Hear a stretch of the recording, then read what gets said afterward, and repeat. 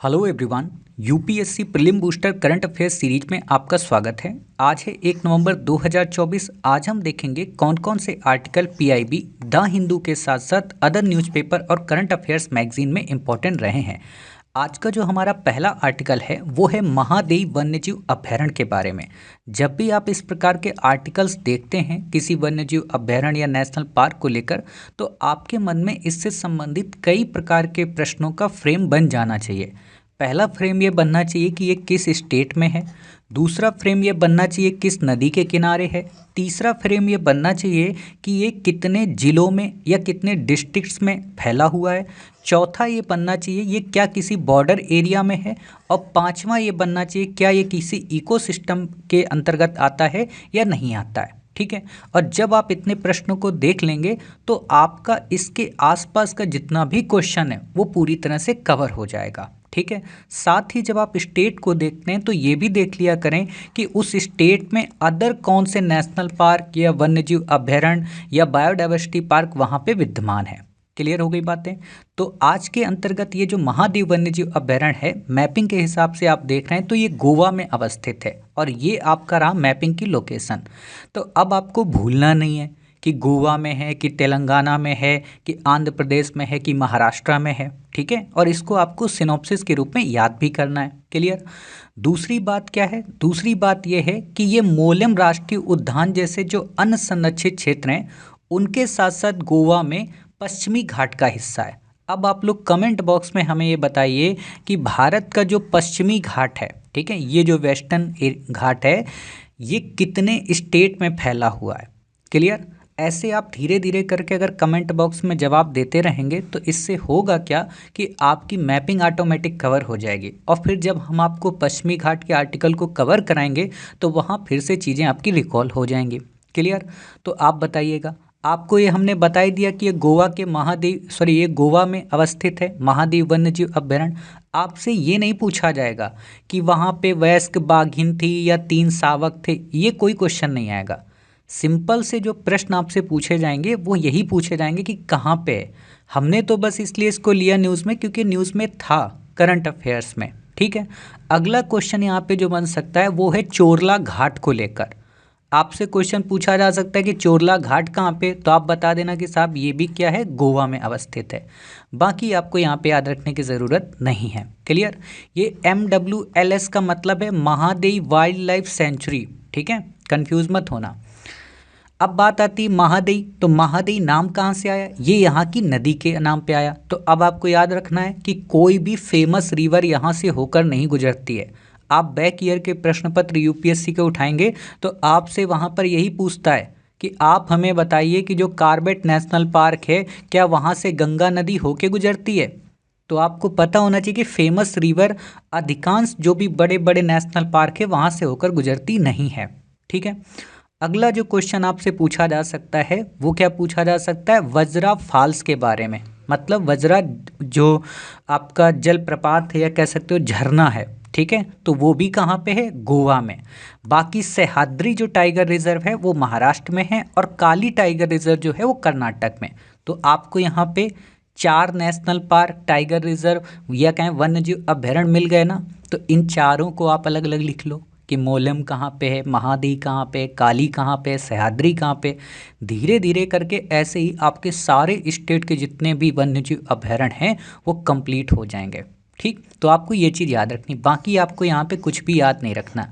सह्याद्री इसका जिक्र क्यों है? क्योंकि आपको ही पता है कि पश्चिमी घाट का जो उत्तरी सिरा है, जो खास तौर पे महाराष्ट्र और गुजरात का जो क्षेत्र है उसको सह्याद्री के रूप में जाना जाता है। ठीक है। बाकी आपको यहाँ पे याद नहीं रखना है। अब बात आती कि गोवा भारत का एकमात्र ऐसा स्टेट है जिसके पश्चिमी घाट का संपूर्ण भाग राज्य संरक्षण में है। मतलब जितना भी उसका वेस्टर्न घाट का जितना भी एरिया है वो पूरा का पूरा क्या है? प्रोटेक्ट है।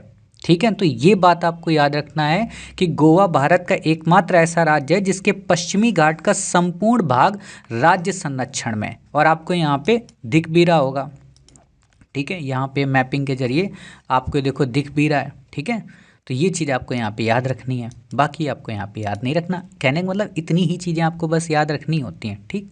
बाकी आपको ये पता है कि NTCA का काम क्या है, मतलब नेशनल टाइगर कंजर्वेशन अथॉरिटी का, ये वास्तव में बाघों की आबादी को बढ़ाने का कार्य करती है, ठीक है, कि हमारे यहाँ जितने भी बाघ हैं या कहें जितने भी टाइगर हैं उनको प्रोटेक्ट करना। अब आपको यहाँ पे 2-3 फैक्ट पता होने चाहिए कि NTCA का चेयरमैन कौन होता है, इसको कमेंट बॉक्स में आप बताइएगा। दूसरी चीज़ आपको याद रखना चाहिए कि T/2 या कहें TX2 ये क्या है, ये वास्तव में टाइगर की संख्या को डबल करने का प्रोग्राम है।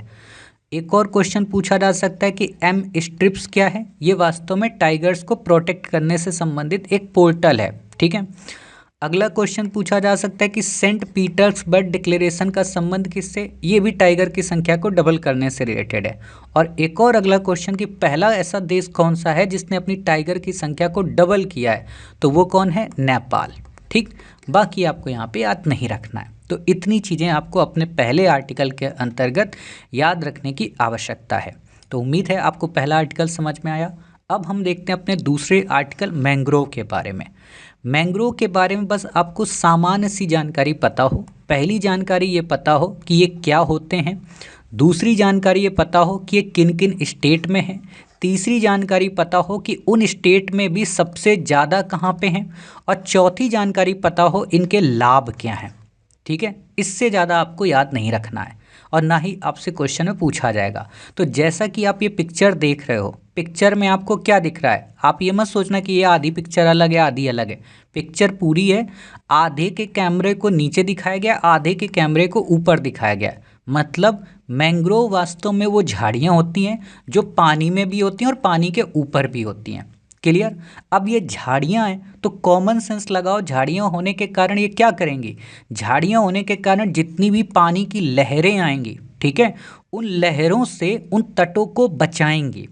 ध्यान से सुनना, उन लहरों से उन तटों को बचाएंगे। सर लहरों से तटों को बचाने का फ़ायदा क्या, फ़ायदा ये होता है कि जब कोई बड़ा चक्रवात आता है, ठीक है, या कोई बड़ा तूफान समुद्र में आता है, तो उस तटवर्ती क्षेत्र में रहने वाली जितनी भी आबादी है या जो भी क्षेत्र है वो इनसे प्रोटेक्ट महसूस करता है, वो इनसे एक तरीके से सिक्योर फील करता है। और यदि मैंग्रोव नहीं होते हैं तो आप देखना इन्हीं तटवर्ती क्षेत्रों में क्या किया जाएगा, बड़े बड़े पत्थर कुछ ऐसे एल आकार के या स्टार शेप के आप देखना ऐसे करके डाल दिए जाते हैं ऊबड़ खाबड़। खास तौर पे आप मुंबई का जो तटीय क्षेत्र देखेंगे वहाँ पे, वहाँ क्या होता है, वो पत्थर क्या करते हैं, वो पत्थर वास्तव में यही मैंग्रोव का ही कार्य करते हैं कि जितनी भी लहरें आती हैं उनसे टकरा जाती हैं और रिटर्न हो जाती हैं, तो वो सड़क पर पानी नहीं आ पाता। क्लियर हो गई बातें, हाँ सर क्लियर हो गई। तो लाभ इनका आप समझ गए। बाकी इनके कई औषधि भी लाभ होते हैं, कहने का मतलब कई प्रकार के लाभ होते हैं, ठीक है। अब बात आती है कि किस स्टेट में सबसे ज़्यादा है, तो दुनिया का सबसे बड़ा मैंग्रोव सुंदरबन के अंतर्गत आता है, ठीक है। तो ये चीज़ आपको याद रखनी है। सीक्वेंसिंग में क्या क्या है वो अभी मैं आपको बता दूंगा कि पहले सुंदरवन है, फिर भीतरकनिका है, फिर आंध्र प्रदेश है, ठीक है। तो ये चीज़ें आपको पता चल जाएंगी, बाकी आपको यहाँ पे याद नहीं रखना है। तो देखो चर्चा में क्यों रहा है, वही चक्रवात के कारण। तो देखो आपके दिमाग में चीज़ें क्लियर हो गई ना कि हाँ चक्रवात के कारण होता है, ठीक। तो उड़ीसा का जो भीतरकनिका राष्ट्रीय उद्यान है, अब देखो एक और आपको राष्ट्रीय उद्यान मिला, समझ रहे हो। सोचो एक क्लास में आपको 5 फैक्ट मिल गए, इसीलिए इन फैक्ट को आप अलग से लिख लिया करो और बार बार सुबह देखोगे ही ना, एग्जाम तक याद हो जाएंगे। और ये बिल्कुल पक्के वाले क्वेश्चन होते हैं जिनसे यूपीएससी आपसे प्रश्न पूछ सकती है, ठीक है। तो उड़ीसा के भीतरकनिका राष्ट्रीय उद्यान और धामरा बंदरगाह के निकट चक्रवात आया था। अब चक्रवात क्या होते हैं क्या नहीं होते हैं ये आपको हम ज्योग्राफी में पढ़ाएंगे, और आगे जब हमें करंट का कोई आर्टिकल मिलेगा तो वहाँ पे भी पढ़ाएंगे। अभी बस इतना जान लो कि चक्रवात एक तरीके के तूफान होते हैं, ठीक है, जो अनकंडीशनल्स आते हैं। क्लियर हो गई बातें। तो उड़ीसा के भीतरकनिका राष्ट्रीय उद्यान में चर्चा में था। अब बात आती कि मैंग्रोव हैं क्या, तो मैंग्रोव वास्तव में लवण सहिष्णु पेड़ और झाड़ियाँ हैं। मतलब कि ये लवड़ी जो जल होता है उसके प्रति सहनशील होते हैं, मतलब इन पर लवड़ी जल का कोई इम्पैक्ट नहीं पड़ता। लवड़ी का मतलब खारा, खारा का मतलब या लवण का सामान्य सा मतलब आप ऐसे समझ लो कि आपने एक गिलास पानी लिया और उस गिलास पानी में आपने नमक मिला दिया और उसको आप पीने की कोशिश कर रहे हो, वो लवण वाला जल हो गया, ठीक है। तो लवड़ी जल के अंतर्गत है, सहिष्णु है और वास्तव में झाड़ियाँ हैं। जो ज्वारनदमुख अब ज्वार क्या होता है, भाटा क्या होता है, ये आप ज्योग्राफी में पढ़ते हो, है ना, कि लहरों का आना और लहरों का वापस हो जाना, वो ज्वार भाटा के अंतर्गत आता है।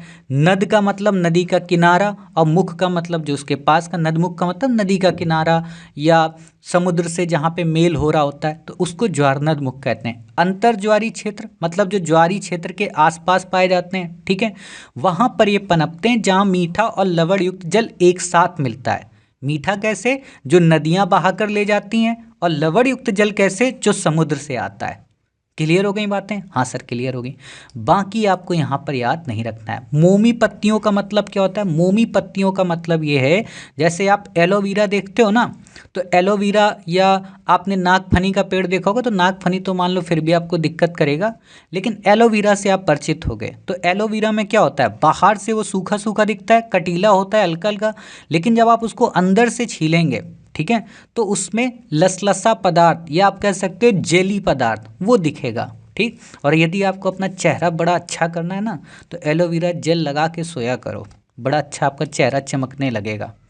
खैर ये तो हो गई मेकअप की बातें, ठीक है, मतलब नेचुरल एक तरीके से मैं कह सकता हूँ सबसे अच्छी चीज़ है, जो आपके चेहरे के सारे पिंपल्स झिम्पल सब खत्म कर देंगे।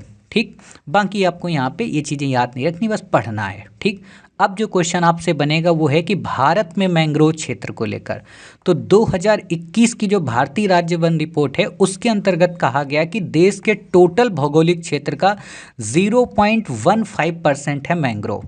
ठीक, तो ये फैक्ट आपको याद रखना है, क्योंकि आपसे पूछा जा सकता है कि कितना है, 25 है, 60 है, 2% है, तो आप बोल देना नहीं सर 0.15%। क्लियर? अगला क्वेश्चन यहाँ पे बनेगा। ठीक, तो आपसे पूछा जा सकता है कि आप हमें बताइए कि भारत के राज्यों में मैंग्रोव का जो तंत्र है, ठीक है, उसका सीक्वेंस क्या है, मतलब सबसे ज़्यादा कहाँ पे, तो सबसे ज़्यादा है सुंदरवन जो कि भारत और बांग्लादेश का क्षेत्र है। उसके बाद जो आता है वो भीतरकनिका में, फिर आंध्र प्रदेश में खासतौर पे गोदावरी कृष्णा का जो डेल्टा है, फिर गुजरात में, फिर केरल और अंडमान द्वीप में। तो ये सीक्वेंस आपको याद रखना है। क्लियर हो गई बातें? हाँ सर क्लियर हो गई। बाकी आपको यहाँ याद नहीं रखना, ये को मैंने ऑलरेडी बता रखा है कि दूसरे स्थान पे देखो, ये लिस्ट याद कर लिए तो इसका उत्तर अपने आप आ जाएगा। ठीक, अब ये चीज़ें मैंने बता दिया कि तटीय सुरक्षा करता है, चक्रवाती लहरों से सुरक्षा होती है, बुनियादी ढांचे के साथ एकीकरण होता है। बाकी आपको नहीं याद रखना है। क्या भारत सरकार ने कोई पहल शुरू की है? तो जी हाँ, बजट 2023-2024 में मिष्टी नाम की एक पहल की शुरुआत की है। ठीक है, ये मिष्टी नाम की पहल क्या है, इसको हम जब जनवरी 2024 का करंट अफेयर्स आपको पढ़ाएंगे तो वहाँ पे इसको डिटेल में कवर कराएंगे। ठीक, बाकी आपको पता होना चाहिए कि इससे संदर्भ में एक गठबंधन भी है, या कह सकते हो एक अलायंस भी है। अलायंस का मतलब मैंग्रोव अलायंस फॉर क्लाइमेट। ठीक है, तो एक अलायंस भी है। इसमें कौन कौन मेंबर है? संयुक्त अरब अमीरत है, इंडोनेशिया है, भारत है, श्रीलंका है, ऑस्ट्रेलिया है, जापान है और स्पेन है। एक बार जल्दी से हम आपको इन सब की लोकेशन दिखा देते हैं ताकि आपको पता रहे कि संयुक्त अरब अमीरत कहाँ पे, इंडोनेशिया कहाँ पे, स्पेन कहाँ पे, जापान कहाँ पे, ऑस्ट्रेलिया कहाँ पे, श्रीलंका कहाँ पे, और प्यारा भारत तो आपको पता ही है। ठीक है, तो एक बार जल्दी से आपको मैपिंग यहाँ पे दिखा देते हैं। और एक चीज़ ये भी ध्यान रखना कि ये मैपिंग तो हम आपको दिखा ही रहे हैं, बल्कि मैपिंग की जब क्लास आएगी तो वहाँ पे ऑलरेडी हम इसको कवर कराएंगे मैपिंग को। ठीक है, तो जैसे आप देखिए ये है हमारा प्यारा भारत। अब ये हमारा प्यारा भारत है और इसके नीचे ये जो है ये है श्रीलंका। श्रीलंका को श्रीलंका क्यों कहते हैं? क्योंकि श्री का मतलब सीता जी और श्री का मतलब श्री IAS एकेडमी है ना, तो इसलिए आप कह भी सकते हो। आप सोचोगे मास्टर हर जगह अपना फायदा देखता है। ठीक, अब यहाँ पे भारत से आप वेस्ट की ओर चलेंगे, ठीक है, या कहें अरब सागर के ऊपर चलेंगे, तो यहाँ पे आपको ये UAE मिलेगा, यूनाइटेड अरब अमीरत। ठीक है, जैसे हमारे यहाँ स्टेट बोला जाता है वहाँ अमीरत बोला जाता है। ठीक, और वहाँ पर है दुबई, जो कि आजकल के हर एक बच्चे का सपना है, दुबई, आबू धाबी जैसे यहाँ पे बड़े बड़े शहर हैं। क्लियर? बाकी आपको पता होना चाहिए कि रेगिस्तानी क्षेत्र में है ना, ये काफ़ी बड़ा रेगिस्तानी क्षेत्र है। क्लियर? तो ये दो देश आपको पता चल गए। अब बात करते हैं स्पेन की। स्पेन के लिए आपको मेडिटेरियन सी के ऊपर आना पड़ेगा। इटली आपको यहाँ पे मिलेगा, ये आपको यहाँ पे फ्रांस मिलेगा। फ्रांस के साथ यहाँ पे सीमा बनाता है स्पेन। ठीक, अब आपको जब ज्योग्राफी हम पढ़ाएंगे, ठीक, तो वहाँ पे पिरेनीज जो पर्वत है वो हम बताएंगे किस किस के बीच सीमा बनाता है, किस के बीच नहीं बनाता है। अब ये स्पेन है, यहाँ पे जिब्राल्टर जल संधि है, ये सब ज्योग्राफी का पार्ट है। तो जब मैपिंग आएगी तो वहाँ पे हम डिटेल में कवर करा देंगे। अभी बस देख लो कि हाँ ऐसा कुछ यहाँ पे था। ठीक है, तो ये चीज़ें क्लियर हो गई। जरा इसको मैं डार्क कर दूं ताकि आपको और साफ दिखे, है ना। जैसे अब आपको ये दिख रहा होगा अच्छे से कि ये हमारा फ्रांस है, ये हमारा स्पेन है, ठीक। अब वापस आते हैं, वापस का मतलब इंडिया से चलते हैं ईस्ट की ओर, ठीक। तो ईस्ट की ओर जब आप चलेंगे यहाँ पे, ठीक है, तो आपको यहाँ पे मिलेगा क्या, इंडोनेशिया। ये देखो इंडोनेशिया। यूपीएससी ने मैपिंग में आपसे क्वेश्चन पूछा कि जावा पहले पड़ता है कि सुमात्रा पहले पड़ता है ना। तो ये आप में से अधिकांश बच्चों को नहीं पता था, ठीक। तो इस तरीके से उजाले में आपको दिख गया इंडोनेशिया। आपको ये याद रखना, ऊपर ये ब्रुनेई है, यहाँ रियो आइलैंड है, ठीक है, यहाँ तिमोर लिस्ट है, और यहाँ पे बड़ा एक कॉन्टिनेंट ऑस्ट्रेलिया, ठीक है। खासतौर पे अभी इंडिया जा रही है मैच खेलने ऑस्ट्रेलिया में, ठीक है, और ऑस्ट्रेलिया ने वर्ल्ड कप भी जीता था। तो ये चीज़ें आपको पता होनी चाहिए, बाकी आपको यहाँ पे याद रखने की ज़रूरत नहीं है। क्लियर। वापस आते हैं अपने आर्टिकल्स में। अपने आर्टिकल्स के अंतर्गत ब्लू कार्बन पहल ऑलरेडी यूपीएससी ने क्वेश्चन पूछा है, और मैंने आपको पीछे बता भी रखा है। जब आप हमारी जीएस की क्लास करते हो एनवायरनमेंट में, तो वहाँ मैंने आपको बताया है कि यदि बायो शब्द आगे लिखा होगा तो इसका मतलब होता है किसी जीव से संबंधित बात है। अगर आपको फाइटो शब्द लिखा होगा तो इसका मतलब होता है किसी पादप से संबंधित बात है, मतलब पेड़ पौधे से। अगर आपको यहाँ पे लैक्टो लिखा मिलेगा तो इसका मतलब है कि दूध से संबंधित कोई बात है। तो उसी तरह से अगर ब्लू कहीं आगे लिखा है तो इसका मतलब पानी से संबंधित बात है, मतलब महासागरों से संबंधित बात है। और यूपीएससी ने क्वेश्चन भी पूछा है, तो आपको पता होना चाहिए कि ब्लू कार्बन पहल किससे रिलेटेड होगी, महासागरों से रिलेटेड होगी, समुद्री पारिस्थितिकी तंत्र से रिलेटेड होगी। बाकी आपको यहाँ पे याद नहीं रखना है। क्लियर। तो इतनी बातें आपको पता होनी चाहिए। बेसिक के रूप में आप ये भी याद रख सकते हो कि इस ब्लू कार्बन पहल को कौन संचालित कर रहा है, तो इसको कंजर्वेशन इंटरनेशनल, आयुषियन और आईओसी यूनेस्को के द्वारा किया जा रहा है। बाकी आपको याद नहीं रखना है, ठीक है। तो इतनी बातें आपको समझ में आ गई। अगला जो हमारा आर्टिकल है, दिखने में तो ऊट पटांग है लेकिन बहुत ही इंपॉर्टेंट है। क्यों? क्योंकि ऐसे प्रश्न यूपीएससी के फेवरेट हैं एनवायरनमेंट में। और इस बार का जो प्रश्न पत्र 2024 का आप देखेंगे तो उसमें भी एक ऐसा प्रश्न आया है कि आप बताइए, ये उसने नाम दे दिए हैं, शायद उसने नाम दिया है कि सिकाडा क्या है ना। एक नाम दिया उसने मंडूक खुद्दक, है ना। इसको इंग्लिश में उसने लिखा है फ्रॉग हापर या शायद फ्रॉग हंटर, ऐसे करके कुछ लिखा है, ठीक है। और फिर उसने एक नाम दिया है ताल विसर्पी, ठीक है, ऐसे करके नाम दिया, और पूछा इनमें से क्या है, पक्षी हैं, सरीसृप हैं, कीट हैं, क्या हैं। तो यदि आपको फैक्ट पता होता इनमें से किसी एक का तो आप बता देते कि साहब ये कीट हैं, ठीक है। फिर आपसे यहाँ पे क्वेश्चन और पूछे हैं बैक ईयर में 2020 में भी क्वेश्चन आया है कि सिलोन फ्रॉग माउथ क्या है, कॉपर स्मिथ क्या है, उसको लेकर भी क्वेश्चन आया था, ठीक। ऐसा ही क्वेश्चन आया है आपका 2018 में भी, और वहाँ पे आया है महासीर को लेकर कि महासीर क्या है। 2017 में भी यही महासीर को लेकर क्वेश्चन आया। तो जब आप बैक ईयर देखेंगे ना तो आपको समझ में आएगा कि मास्टर ने जो टार्डिग्रेड डाला है क्यों डाला है, ठीक है। तो आपको पता होना चाहिए, और इसके लिए आपको बस एक ही लाइन याद रखनी है कि टार्डिग्रेड वास्तव में क्या है। टार्डिग्रेड वास्तव में एक प्रकार की प्रजाति है। किस चीज़ की प्रजाति है? वास्तव में जानवरों की, ठीक है। बाकी कछू याद रखने की आपको ज़रूरत नहीं, मतलब ये एक तरीके का ये जीव है। आपको दे दे ये अंडे की एक प्रजाति है, आपको दे दे ये वायरस की एक प्रजाति है, तो ऐसा कुछ भी नहीं है ना। टार्डिग्रेड्स वास्तव में क्या है, एक तरीके के 8 पैरों वाले छोटे जानवर हैं, ठीक है। 1-2 पैर आपको उधार चाहिए तो ले लेना। अब इनको एक चीज़ ध्यान रखना, हो सकता है टार्डिग्रेड नाम न दे, वाटर बियर दे दे या मास पिगलेट दे दे, क्योंकि ऐसे ही नाम देगा। अब सिकाडा किसने सुना था, या मंडूक खुद्दक किसने सुना था, या ताल विसर्पी किसने सुना था, ठीक है। तो वाटर बियर दे देगा, आपको लगेगा पानी में रहने वाला भालू, जो कॉमन सेंस लगाते हैं ना बच्चे, वो नहीं लगाना है। या मास पिगलेट कि अंडा वाला कोई होगा पिगलेट, ठीक है। तो ये याद रखना है। तो टार्डिग्रेड्स लिख लो, वाटर बियर लिख लो स्लैश करके, मास पिगलेट लिख लो, और फिर लिख लो ये एक जानवर है। इससे ज़्यादा आपको कुछ नहीं पढ़ना है। आपसे नहीं पूछेगा कि इसके 8 पैर हैं, ये किन परिस्थितियों में रह पाता है, किन में नहीं रह पाता, ये फालतू की चीज़ें मैंने बस डाल दी थी ताकि आपका मन हो तो आप अपना देख लेना, ठीक। तो आपको नहीं याद रखना है। आज का हमारा लास्ट आर्टिकल जो कि काफ़ी इम्पोर्टेंट है, ठीक है, दल बदल कानून को लेकर। आपके मन में होगा सर क्यों इम्पोर्टेंट है?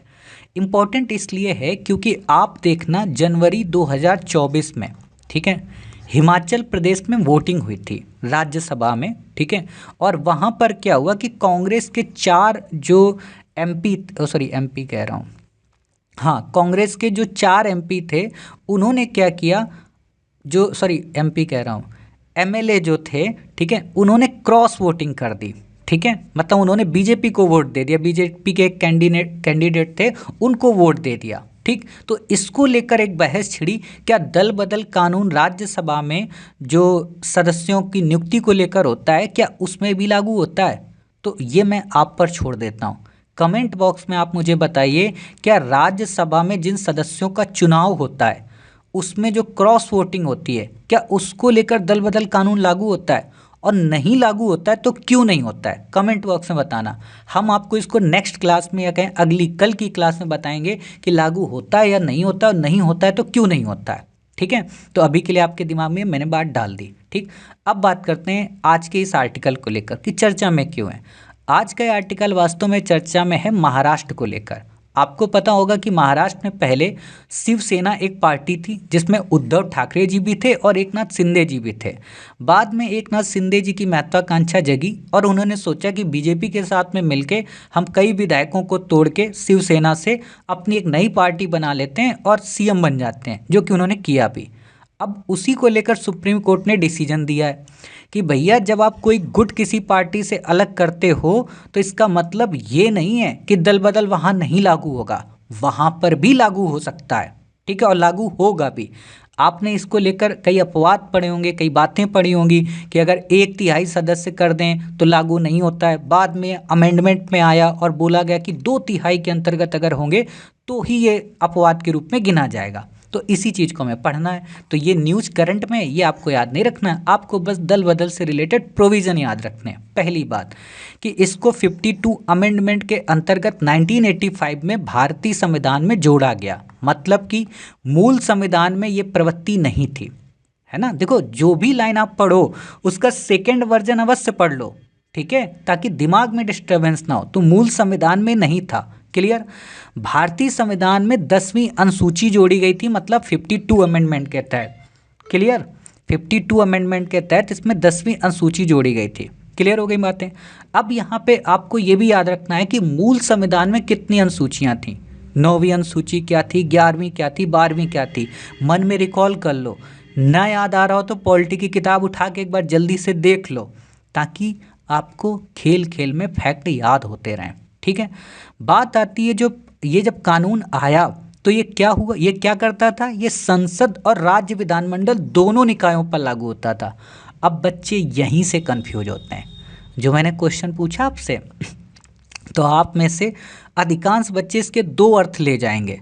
कुछ तो कहेंगे भैया लोकसभा में लागू होता है, राज्यसभा में नहीं लागू होता क्योंकि मास्टर ने कहा था। ठीक, जबकि मैंने वहाँ क्या कहा है कि राज्यसभा में सदस्यों के निर्वाचन से रिलेटेड मैंने ये बात बोली, वहाँ मैंने ये बात बोली ही नहीं है कि वहाँ पे किसी विधेयक को लेकर वोटिंग के मामले में ऐसा इशू होगा। समझ गए? तो ये ध्यान रखना, मेरे शब्दों को ध्यान रखना, और जब आप खोजोगे तो भी आपको पता चल जाएगा। ठीक है, और जब मैं कल आपको बताऊंगा तो भी पता चल जाएगा कि डिफरेंस क्या है। तो संसद का मतलब लोकसभा राज्यसभा है, लेकिन राज्यसभा में एक अपवाद है। ठीक है, तो ये ध्यान रखना। तो ये दोनों में लागू होता है, संसद में और राज्य विधानमंडल में। इस कानून के माध्यम से प्रोविजन किया गया कि दल बदल के माध्यम के संबंध में किसी सदस्य की योग्यता का निर्धारण सदन के पीठासीन अधिकारी के द्वारा किया जाएगा और उसका निर्णय अंतिम होगा। ये लाइन अब कट गई है, मतलब 1985 में जब आया था तब ये लाइन थी कि उसका निर्णय अंतिम होगा। बट अब सुप्रीम कोर्ट ने क्या किया, 1992 के किहेतो होलोहन केस के अंतर्गत कहा कि यह निर्णय अंतिम नहीं होगा, बल्कि इसकी न्यायिक समीक्षा हम कर सकते हैं।